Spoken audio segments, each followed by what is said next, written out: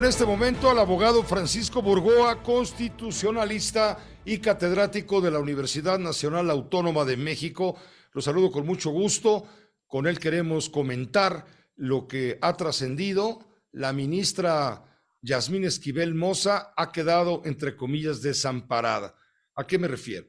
Una jueza federal suspendió por tiempo indefinido el procedimiento que inició la propia jueza por la demanda de amparo promovido por la ministra de la Suprema Corte contra la investigación que lleva a cabo el Comité de Ética de la Universidad Nacional Autónoma de México por el caso del plagio de su tesis de licenciatura ocurrido en 1987, hace 30 y tantos años. La jueza Sandra de Jesús Zúñiga, jueza quinta de distrito en materia administrativa de la Ciudad de México, notificó haber suspendido el procedimiento debido a las quejas interpuestas por la propia Universidad Nacional Autónoma de México contra la admisión a trámite del amparo de Yasmín Esquivel. Se inconformó, claro, la UNAM, porque dice la UNAM, y lo hablamos con el abogado general, la UNAM no puede estar amordazada por nadie. Con esta determinación se deja sin efecto la audiencia constitucional que estaba programada para el 31 de marzo, en la que finalmente se decidiría si se otorgaba el amparo o no a la ministra. No, queda desamparada. Está el abogado Francisco Burgoa en la línea y le agradezco mucho, como siempre. Un saludo cordial. Francisco, ¿cómo estás, abogado? Muy buena tarde. Muy buena tarde, Pepe, con ese mismo gusto de estar contigo y con tu audiencia. Gracias, Francisco. ¿Qué significó lo resuelto por la jueza en el tema de la tesis de la ministra Esquivel? Sé que se puede escuchar bastante ahí medio paradójico que esté, entre comillas, amparando y ahorita esté desamparando.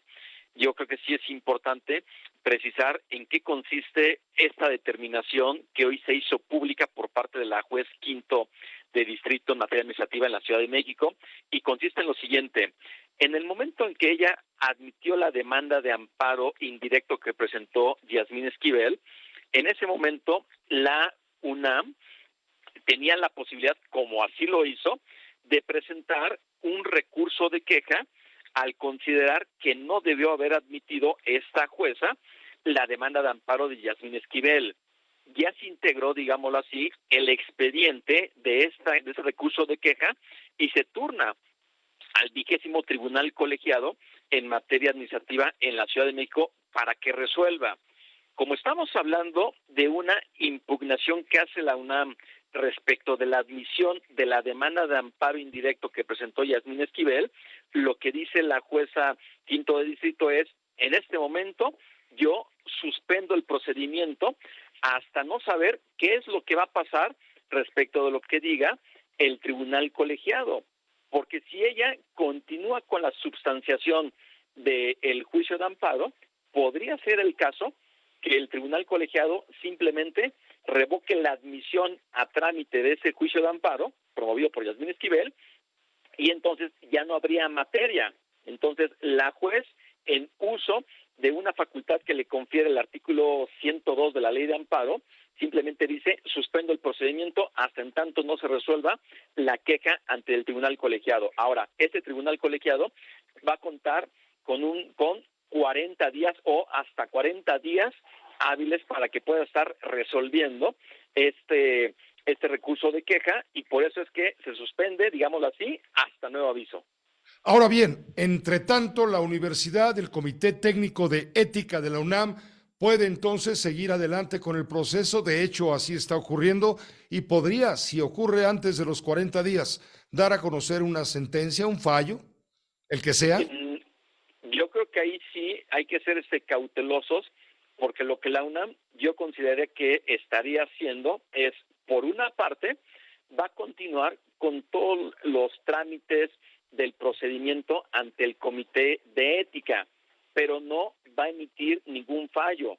Eso precisamente para mantener la cautela de qué es lo que va a ocurrir con la determinación que formule en su caso el Tribunal Colegiado de Circuito. Entonces todavía la UNAM debería de esperarse para emitir una resolución, porque además recordemos que el Comité de Ética no va a tomar ninguna determinación en el sentido de revocar el título a Yasmín Esquivel, solamente es un comité académico de índole ética que va a analizar las pruebas que tenga a su alcance y en su momento se las estará presentando al propio rector de la UNAM, al Consejo Universitario, al Tribunal Universitario, para que en su caso sean otras autoridades que sí puedan tener un poder de decisión, en su caso, indicar si van a revocar o no el título de Yasmín Esquivel de acuerdo a la valoración que haga este comité de ética.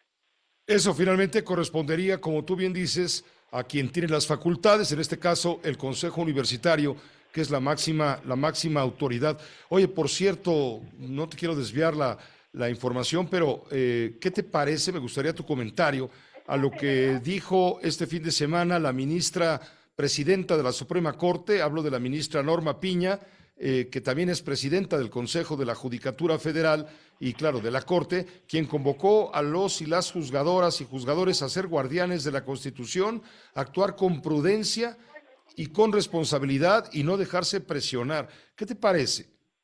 Me parece un mensaje totalmente atinado, pertinente y sobre todo necesario por parte de la ministra presidenta, porque precisamente eso es lo que se requiere en la cabeza del Poder Judicial de la Federación, que es la Corte, que es su presidencia, en donde pueda estar defendiendo a los jueces constitucionales. Hablamos de jueces de distrito, magistrados, ministros, en el sentido de evitar cualquier descalificación que provenga por parte del presidente de la República o cualquier autoridad que sea simpatizante de la 4T, diputados, senadores, cualquiera, porque lo que requerimos es un poder judicial autónomo e independiente.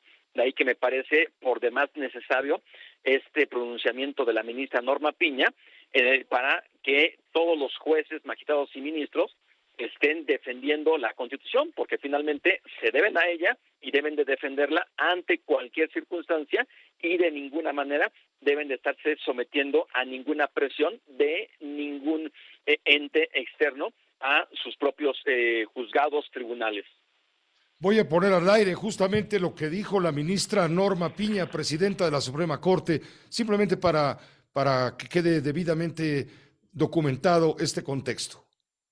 Lo que soy, en lo que somos como juzgadoras y juzgadores, estudio, reflexión, acción, autocrítica, honradez, empatía. Así, con lo que sabemos y somos, dando pasos firmes, caminando juntos, estoy convencida que sabremos aprovechar la oportunidad que representa todo reto en beneficio del Poder Judicial de la Federación, en beneficio de nuestro país, en beneficio de México. Gracias. Fue cuando les dijo, si actuamos con responsabilidad, con prudencia de juzgadores, sin que se confunda con cobardía, todos saldremos adelante.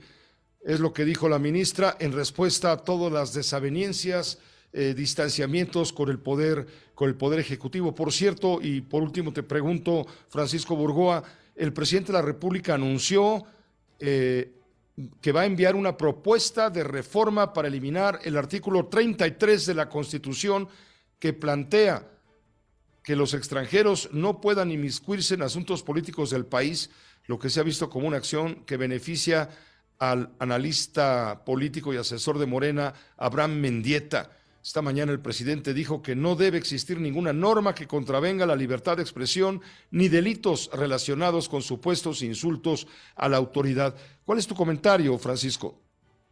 Pepe, nada más permíteme hacer un comentario rapidísimo en el sentido de que condeno enérgicamente la amenaza a la ministra Norma Piña y se debe de investigar. Claro, Eso te refieres a la amenaza donde aparece su Ajá. imagen y abajo de la imagen aparece la imagen de una bala. Exactamente, eso es muy grave y más grave que el presidente de la República haya minimizado e inclusive haya señalado a la oposición que podrían ser los responsables los conservadores. Eso yo sí lo quería comentar, Pepe, con ese permiso de tu parte. Sí, no, nomás faltaba, este es tu espacio también a la hora que gustes. ¿Qué hay del artículo 30? ¿Qué hay del artículo 33? Me parece una iniciativa que va a presentar el presidente de la República que está fuera de un momento en el sentido de este presente que estamos hablando, porque efectivamente un primer beneficiario va a ser esta persona que ya pronunciaste su nombre, yo no lo quiero pronunciar, pero sí me parece que sería con el sentido de estarlo protegiendo ahora que ya va a iniciar el proceso electoral.